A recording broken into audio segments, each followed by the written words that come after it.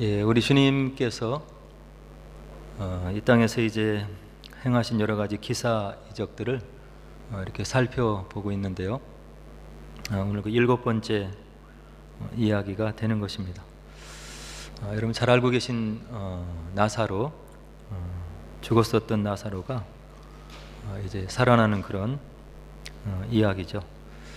본문을 좀 살펴보면서 어떤 메시지를 우리 주시는지 생각해 보도록 하겠습니다. 인간이 가지고 있는 가장 넘어설 수 없는 궁극의 절벽과 같은 것이 죽음이죠. 이 땅에 있는 모든 생명을 가지고 있는 생명체들은 앞으로 이 죽음을 맞이하게 될 것입니다. 언제 맞이하게 되는 것은 이제 아무도 모르죠. 우리가 시공간에 갇혀 있기 때문에 앞으로 있을 5분 뒤의 일을 우리가 알지 못하고 살아가고 있는 것입니다. 모르고 살아가는 것이 어떻게 보면 하나님의 은혜일 수도 있고요. 그러나 죽음을 모두 이제 맞이하게 될 거라는 이야기예요. 의학적으로 육신의 죽음을 뭐라고 정의하는지 좀 봤더니 심장이 멎으면, 심장의 박동이 멎으면 죽음이라고 이렇게 얘기를 하고요. 또 어떤 의학자들은 우리의 뇌 기능이 정지를 하면 이제 인간의 육신에 죽음이 왔다, 이렇게 결정을 내린다고 그래요. 그리고 인생이 무엇인가를 고민하고 연구했던 철학자들은 죽음의 문제를 또 굉장히 고민을 했죠. 그래서 저희 철학의 태도라고 할 수 있는 소크라테스 같은 분은 죽음을 어떻게 이해를 했냐면 그것으로 끝나는 것이 아니라 조금 더 나은 세계로 이렇게 이동해 가는 그런 과정으로 이렇게 이해를 했고요. 또 그 신념을 가지고 이렇게 살았다고 해요. 그래서 억울하게 청년들을 선동했다고 하는 누명을 썼고 이렇게 독배를 마시고 죽어갈 때도 죽음을 담대히 있게 맞이할 수 있었던 거라고 이렇게 얘기를 하죠. 그래서 이와 같이 철학 분야에서도 죽음을 심각하게 생각을 하는데, 이 죽음이 있기 때문에 오늘을 살아가는 저희들의 삶의 의미가 굉장히 이제 부각이 된다고 하는 이야기예요. 끝이 없고 인생의 마감이 없고 마냥 늘어져 있는 그런 삶을 우리가 살아간다면 인생에서 하루하루 살아가는 이 삶의 소중성을 우리가 이제 모를 수 있는 거죠. 그래서 죽음이 앞에 있기 때문에 삶의 의미가 더욱 두드러지게 드러나고 그 의미성이 우리들에게 다가온다, 이렇게 이야기를 해요. 심리학자들도 이제 마찬가지입니다. 죽음이 있기 때문에 삶의 목적이라든지 가치, 그리고 우리가 사회적인 동물로서 관계를 맺고 살아가는데 거기에 귀한 의미를 부여하고 우리가 좋은 삶을 살기 위해서 노력하는 그런 어떤 당위성이 우리들 삶 속에 들어온다고 얘기를 하죠. 우리 기독교도 마찬가지입니다. 기독교의 가장 큰 진리 중에 하나가 인간의 육신의 죽음이 그것으로 끝나는 것이 아니라고 하는 것을 예수님이 이제 보여주셨고요. 또 부활하셨고, 그리고 우리들에게 죽음을 넘어선 새로운 삶, 그리고 영원한 삶이 있고, 그 영원한 삶을 우리가 지금 완전하게 이해할 수 없지만 하나님의 광대한 세계에서 그분의 지혜를 계속 드러내면서 하나님과 교제 가운데 누리는 그러한 행복한 삶을 말씀이 우리들에게 이제 약속해주고 있는 거죠. 그래서 우리 기독교에서 얘기하는 예수님으로 인한 이런 죽음을 넘어설 수 있는 소망을 주신 것을 우리가 생각하면 굉장히 너무 감사한 거예요.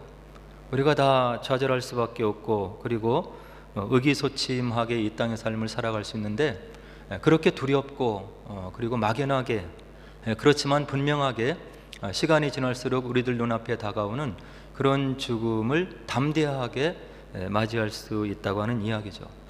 그래서 이런 신앙을 분명히 가지고 있는 사람들은 그 삶에 있어서 삶의 여정과 궤적이 분명히 다른 것을 볼 수 있어요. 죽음으로 향하는 관문 중에 하나, 암을 통해서 사람이 유업을 받고 있을 때도 이 부활신앙을 가지고 있고 기독교 신앙을 말씀을 토대로 해서 믿고 있는 사람들은 그런 암의 여건과 환경을 의연하게 대처해 나가고, 그리고 그와 같은 어려운 상황에 빠져 있는 사람들을 궁극적으로 위로하는 그런 사람들의 삶의 모습을 볼 수 있는 거죠.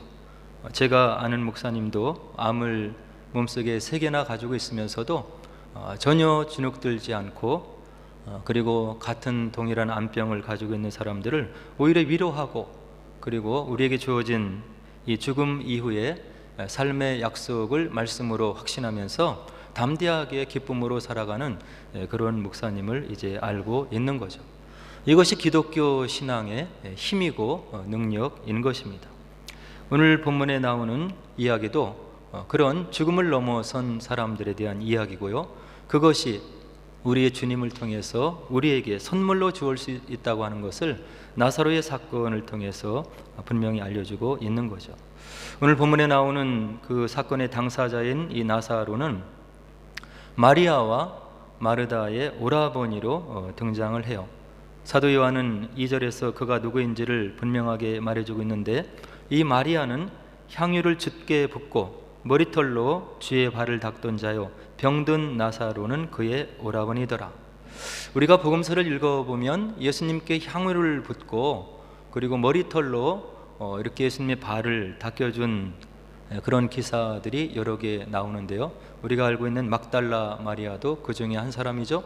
그래서 7가지 귀신이 들렸고 전혀 대접을 받지 못했던 그가 예수님으로 인해서 귀신을 쫓아내고 다시금 사람다운 사람을 이렇게 삶을 살 수 있는 사람으로 변화된 다음에 예수님께 향유를 끼워서 부어드리고 머리털로 닦았던 그런 기록을 우리가 복음서에서 볼 수 있는 거예요.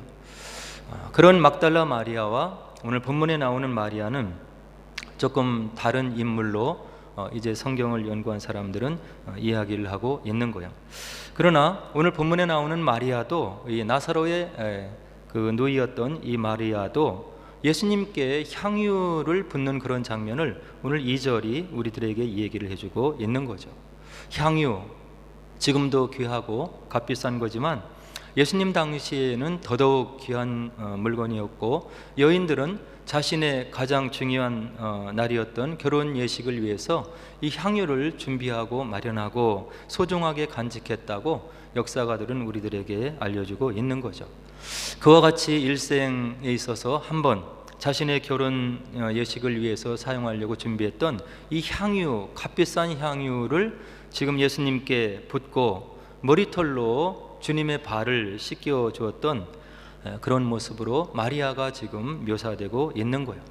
오늘 본문 전체를 보면 이 나사로의 가정과 예수님 사이에 느리는 그런 정말로 사랑으로 연결되어 있는 그런 관계를 우리가 느끼고 또 볼 수 있는데요, 예수님의 사랑을 극진하게 받았고 그것을 체험적으로 알고 있었던 마리아에게는 이 값비싼 향유를 그런 극진한 관계로 연결되어 있었던 주님 예수님께 부어드리는 것이 하나도 아깝지 않았던 거죠.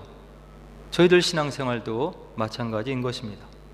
우리가 믿는 예수님, 우리가 올려드리는 예배, 그리고 우리가 읽고 묵상하는 하나님의 말씀, 이것이 나의 마음속에, 그리고 내 마음속에 어떤 것으로 다가오느냐에 따라서 우리가 주님을 향해서 헌신하고 또 이렇게 섬겨나가는 모습들이 분명하게 드러날 수 있다고 하는 이야기예요. 물질 세계에서 살아가는 우리들이기 때문에 물질이 귀하고 아까운 거예요. 그러나 주님의 사랑을 이와 같이 극진하게 또 간절하게 느꼈던 마리아는 그 귀한 것을 깨어서 주님을 위해서 드릴 수 있는 믿음의 어떤 원천이 생기더라 하는 것을 볼 수 있는 거죠. 이것은 오늘 본문에 나오는 마리아의 문제만이 아니고 저희들에게도 동일한 거예요. 예수님께서 나를 어떻게 찾아오시고 나를 어떻게 위로하시고 우리 가정을 어떻게 인도하시고 동행하시고 함께하시고 나의 기도 제목에 어떻게 기름 부어주시고 나의 기도와 숨소리를 어떻게 주님께서 들어주셨는지를 기억하면 주님을 위해서 내가 가지고 있는 것을 드릴 수 있는 믿음의 실력자로 자랄 수 있다고 한다는 이야기죠.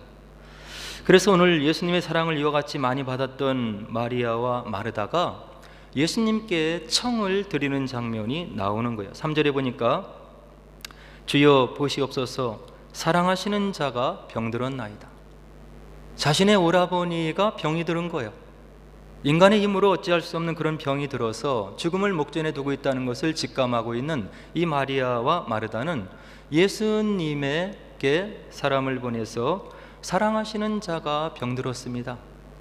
우리의 방법으로 우리의 수단으로 어떻게 할 수 없으니까 주님께서 오셔서 이 문제를 해결해 주시옵소서 라고 예수님을 통해서 삶의 어떤 만나는 경험을 했던 이 마리아와 마르다는 그들이 가지고 있는 궁극적인 문제 해결을 위해서 예수님께 해결을 의지하고 부탁하는 그런 장면을 볼 수 있는 거죠.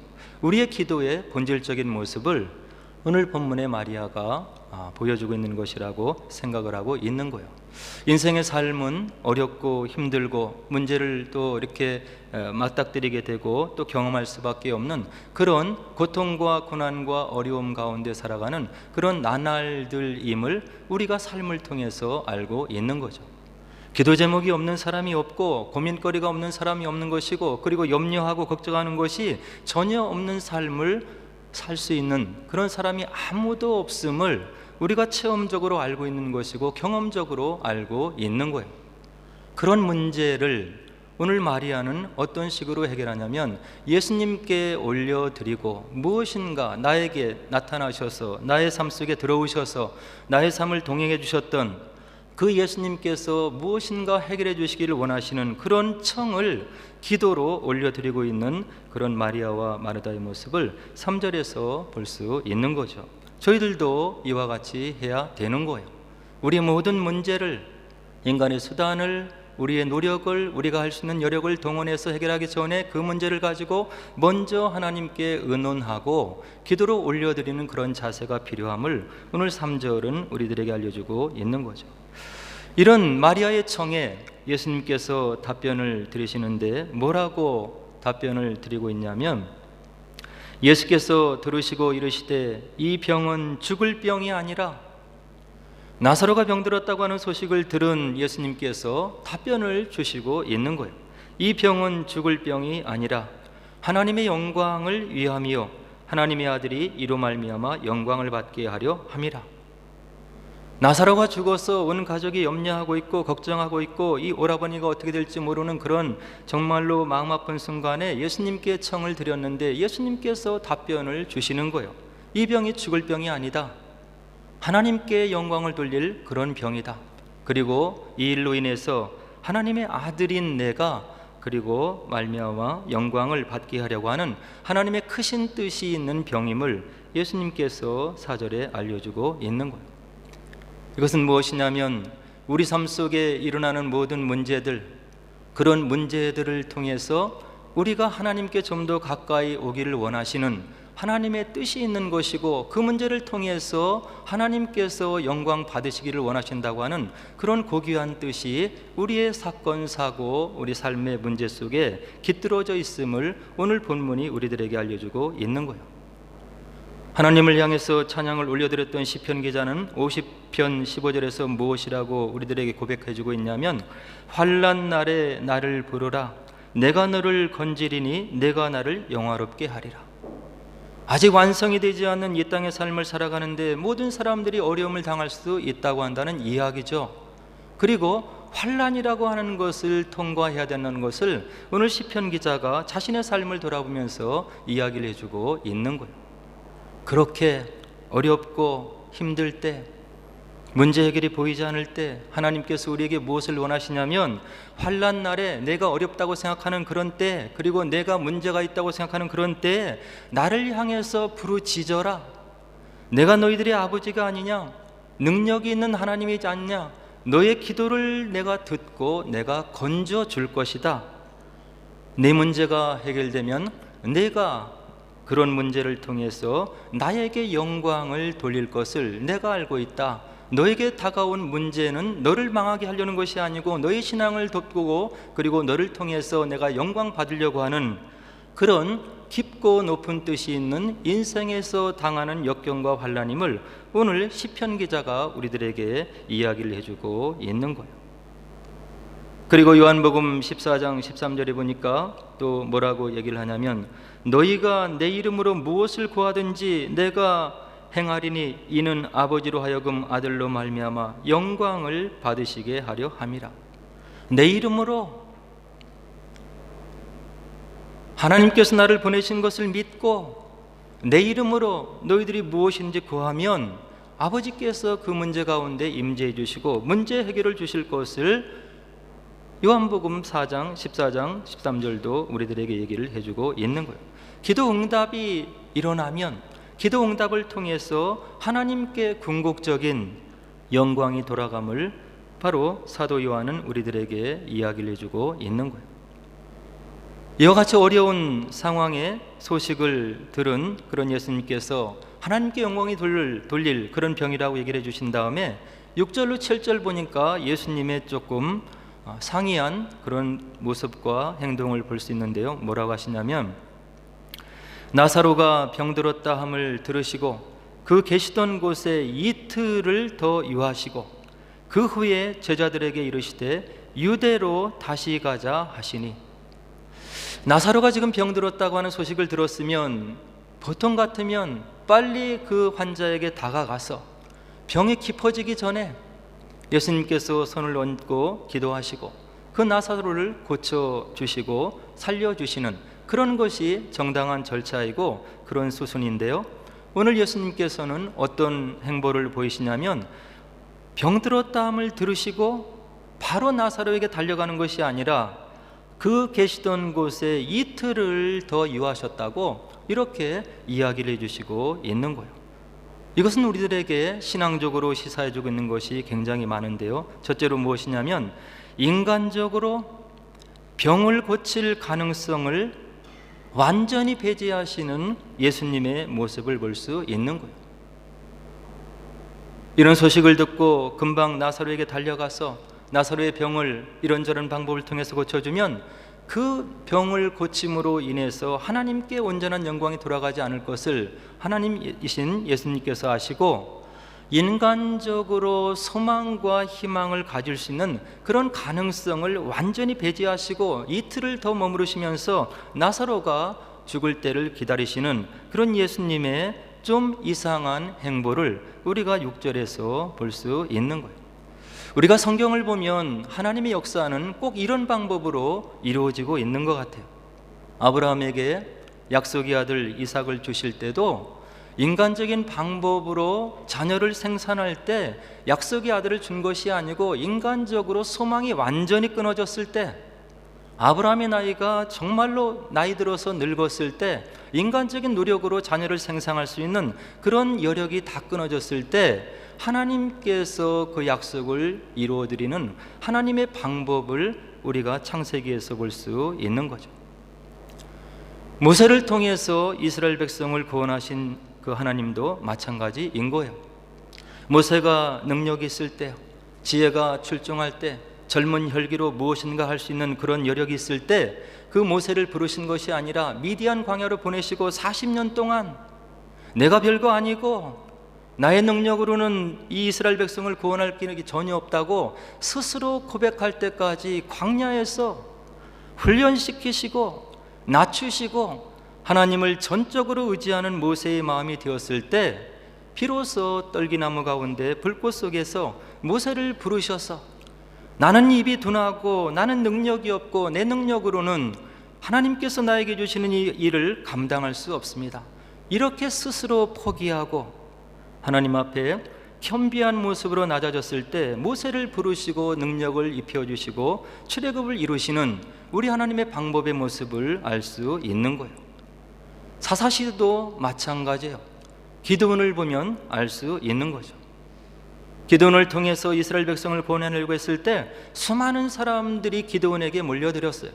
하나님께서 무엇이라고 얘기하냐면 사사기 7장 2절에 보니까 여호와께서 기드온에게 이르시되 너를 따르는 백성이 너무 많은즉 내가 그들의 손에 미디안 사람을 넘겨주지 아니하리니 이는 이스라엘이 나를 거슬러 스스로 자랑하기를 내 손이 나를 구원하였다 할까 함이니라.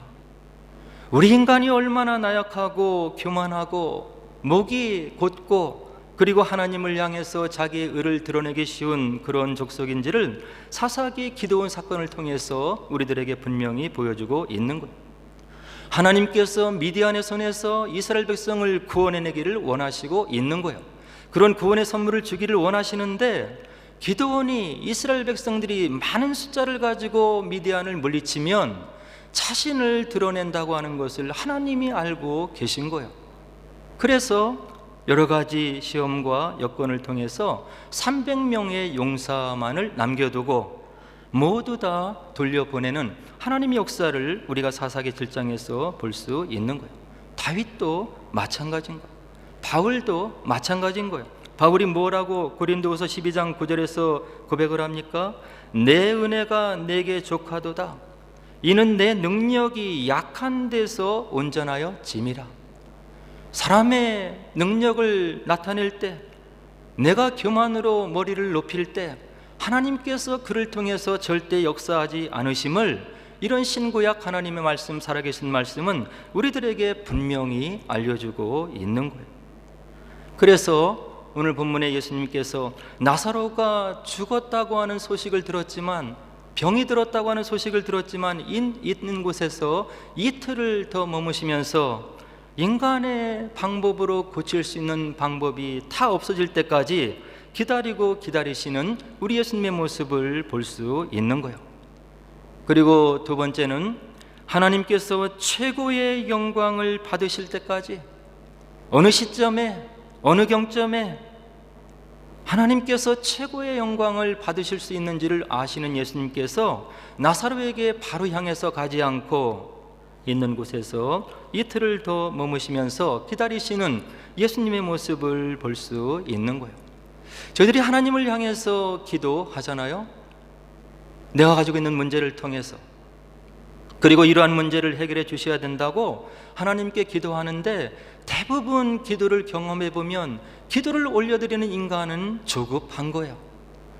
나에게 이렇게 급한데 이 문제를 하나님께서 꼭 들어주시고 해결해 주셔야 되는데, 그리고 내가 하나님 살아계심을 믿는데 하나님의 응답이 내가 원하는 속도로 다가오지 않으면 우리가 조바심을 내면서 하나님을 보채는 그런 것을 우리가 체험하고 있는 거예요.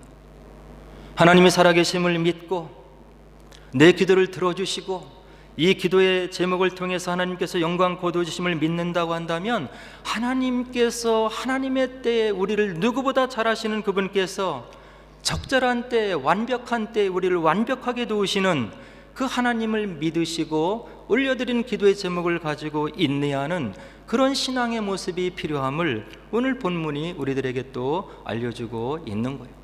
저희들은 모르는 거예요.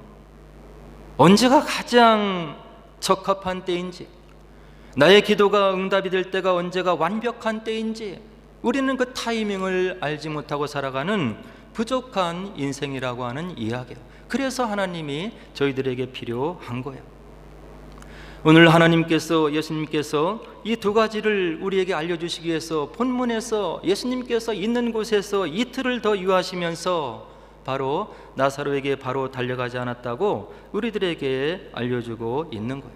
이 하나님을 믿으시고, 하나님을 믿고 나의 기도 제목, 나의 가정의 문제, 앞으로의 진로의 문제를 가지고 기도를 올려드렸다고 한다면 하나님께서 하나님의 때에 하나님의 방법으로 완벽하게 도우시는 그때가 임할 때까지 믿음의 줄을 놓지 않으시고 기도하시면서 인내하시는 그런 저와 여러분들의 실력 있는 믿음이 되어야 되겠다는 생각을 오늘 본문을 통해서 알려주시고 있는 거예요.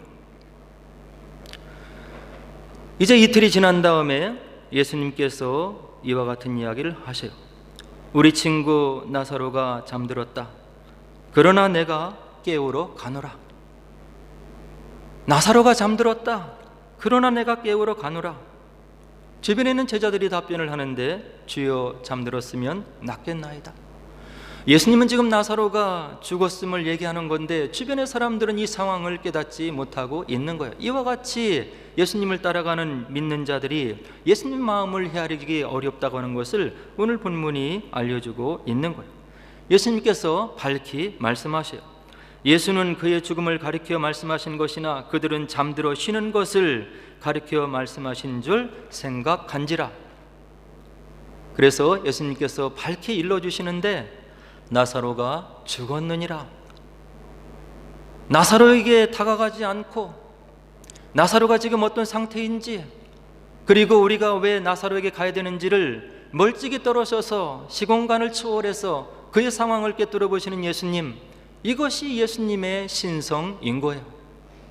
이런 예수님을 주변에서 3년 동안 체험했던 제자들, 나중에 마가 요한의 다락방에서 성령이 임하셔서 그들 마음 가운데 예수님과 지냈던 모든 시간들을 돌이켜보면서 예수님께서 우리와 함께 계실 때 어떤 가르침을 주셨고 어떤 기사이적을 행하셨고 무슨 말씀을 행하셨는지를 다 되뇌어보고 성령 하나님의 조명하심 가운데 단순한 인간이 아니고 하나님이셨구나 하는 것을 나중에 믿음의 고백으로 올려드리고 초대교회의 그 엄혹한 핍박의 순간에 예수님을 주로 고백하게 되는 거예요. 경배의 대상으로, 성부 하나님과 동등된 분으로, 성령 하나님과 동등된 분으로, 우리의 하나님으로 예수님을 올려드리는 그런 믿음의 단초들이 바로 이런 사건들 속에 있었다고 하는 이야기예요. 이 예수님을 위해서 초기교회 성도들이 죽어 가잖아요. 15절에 예수님이 뭐라고 얘기하셨냐면 내가 거기 있지 아니하는 것을 너희를 위하여 기뻐하노니 이는 너희로 믿게 하려 함이라. 예수님의 목적이 있는 거예요. 기도 응답의 목적이 있는 거예요. 왜 이와 같이 이틀을 더 머무셨습니까? 너희로 하여금 믿음을 갖게 하려고 내가 이렇게 하는 것이다. 하나님 나라가 무엇인지, 하나님 나라의 능력이 무엇인지, 하나님의 전능이 무엇인지를 너희들에게 보여주고 너희들이 참된 믿음을 갖게 하려고 이렇게 하는 것이다. 오늘 본문에는 저희들이 읽지 않았지만 23절에 보니까 예수께서 이르시되 내 오라비가 다시 살아나리라. 마르다와 마리아에게 와서 예수님이 얘기를 하는 거예요.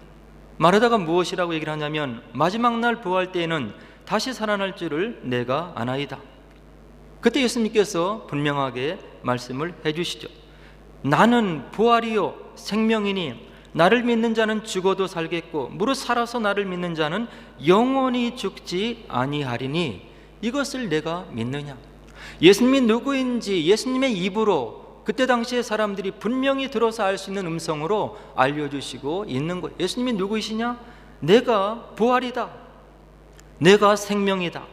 나를 믿는 자는 죽어도 살겠고 무릇 살아서 나를 믿는 자는 영원히 죽지 아니하리라.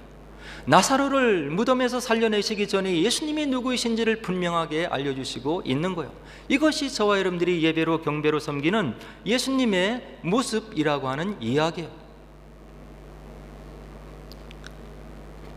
이런 예수님의 음성을 듣고 마르다가 신앙 고백을 하죠. 27절에 주는 그리스도시요 세상에 오시는 하나님의 아들이신 줄을 내가 믿나이다. 신앙 고백을 하는 거예요. 그런데 몇 절 뒤에 마르다가 이와 같은 고백을 해요. 39절에 주여 죽은 지가 나흘이 되었음에 벌써 냄새가 나나이다. 예수님과 대화를 나눴잖아요.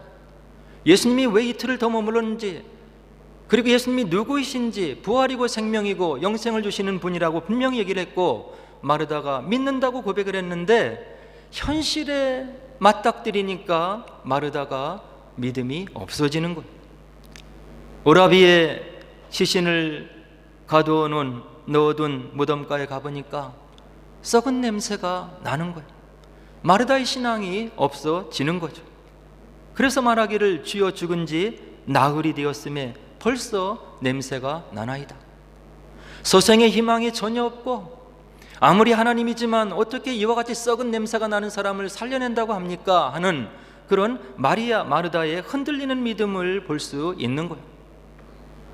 이렇게 연약한 믿음을 저와 여러분들도 갖고 있는 거예요. 문제가 풀리는 것 같을 때, 하나님이 느껴지는 것 같을 때 찬양의 삶을 살고 하나님을 위해서 무언가 하는 것 같고 움직이는 것 같지만 우리의 기도 응답이 늦어지고 그리고 우리의 마음속에 회의가 들을 때 이런 신앙의 고백이 금방 회의로 의심으로 돌변할 수밖에 없는 그런 믿음의 현장을 우리들이 경험하고 있는 거예요. 이렇게 믿음이 흔들리는 마르다를 예수님께서 멀리하지 않으시고 격려해 주시는데 40절에 보니까 뭐라고 하십니까? 예수께서 이르시되 내 말이 내가 믿으면 하나님의 영광을 보리라고 말하지 아니하였느냐? 너의 믿음의 고백, 신앙의 고백이 어디 있느냐? 조금 전에 한 신앙의 고백이 어디 갔느냐? 내 말이 내가 믿으면, 정말로 믿으면 하나님의 영광을 보리라고 얘기하지 않느냐? 그렇게 얘기를 하시면서 41절로 42절에 보니까 예수님께서 하나님을 향해서 기도를 올려주시는데 뭐라고 하시냐면 아버지여 내 말을 들으신 것을 감사하나이다. 항상 내 말을 들으시는 줄을 내가 알았나이다. 그러나 이 말씀하옵는 것은 둘러선 무리를 위함이니 곧 아버지께서 나를 보내신 것을 그들로 믿게 하려 함이니이다. 예수님께서 지금 죽은 지 나흘이 되어서 썩은 냄새가 나는 무덤 앞에서 이 기도를 올려드리고 있는 거예요. 주변의 사람들이 다 듣게, 보게. 내 말을 들으신 것을 감사하나이다. 항상 내 말을 들으시는 줄을 내가 알았나이다. 그러나 내가 이 말씀을 이렇게 올려드려서 주변 사람들이 알게 하는 것은 그런 사람들의 무리, 그리고 그 무리들을 위한 것인데 곧 아버지께서 나를 보내신 것을 그들로 믿게 하려고 내가 지금 이런 이야기를 하는 것입니다. 이야기를 하시고 무덤을 향해서 43절에 보니까 나사로야 나오라고 죽음에서 불러내시는 예수님의 음성을 볼 수 있는 거예요. 기도를 올려드리고 믿음을 선포하고 죽음에서 깨어나기를 선포하는 예수님의 음성을 들은 무덤에 갇힌 썩은 냄새가 나는 나사로가 나오는데 44절에서 죽은 자가 수족을 배로 동인 채로 나오는데 그 얼굴은 수건에 쌓였더라. 예수께서 이르시되 풀어 놓아 다니게 하라. 이것이 저와 여러분들이 섬기는 예수님이신 거예요. 이런 사건을 예수님이 부활하시고 하늘로 올라가신 다음에 마가 요한의 다락방에서 성령을 체험한 그 제자들이 돌이켜보니까 이 예수님이 하나님으로 고백되는 거예요.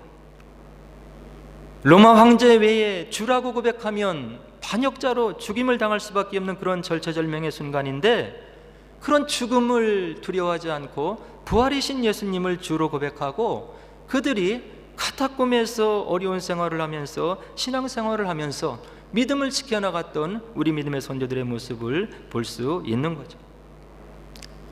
오늘 본문을 통해서 하나님께서 우리에게 알려주시는 것이 있는데 하나님의 때와 우리가 생각하는 때는 전혀 다를 수 있다는 것이에요.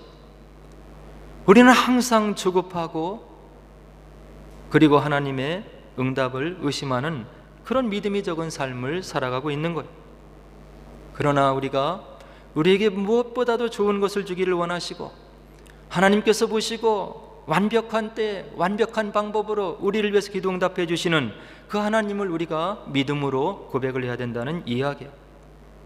그리고 두 번째는 예수님 안에서 죽는 것은 결코 끝이 아니고 인간이 그렇게 두려워하는 죽음이 끝이 아니고 영원한 생명으로 주님께서 약속해 주신 주님의 이름으로 약속해 주신 하나님 나라와 영생의 삶이 있음을 하나님의 말씀 성경은 우리들에게 이야기를 해주고 있는 거예요. 이 말씀이 있기 때문에 저희들이 신앙생활하고 있는 거예요. 없는 시간에 없는 물질 가지고 그리고 마음이 각박한데도 하나님을 믿고 우리가 움직일 수 있는 그런 믿음의 단초가 이런 말씀을 통해서 생길 수 있는 거예요. 바라기는 저와 여러분들이 섬겨나가는 예수님 결코 허상이 아니고 우리에게 무엇보다도 누구보다도 좋은 것을 주기를 원하시고 우리의 삶과 동행하기를 원하시고 그리고 우리의 생각보다는 하나님의 응답이 늦을지라도 결과적으로 궁극적으로 우리에게 복 주시기를 원하시고 하나님의 무한한 축복을 부어주시기를 원하시는 좋으신 하나님을 믿으시고 우리가 흔들리지 않고 믿음 생활해서 우리가 주님과 동행하고 주님의 뜻이 우리의 삶을 통해서 이 땅에 펼쳐지고 주님이 기뻐하시는 그런 믿음의 복된 삶을 사시는 저 여러분 되기를 주의 이름으로 간절히 축원을 드립니다. 우리 함께 기도하도록 하겠습니다.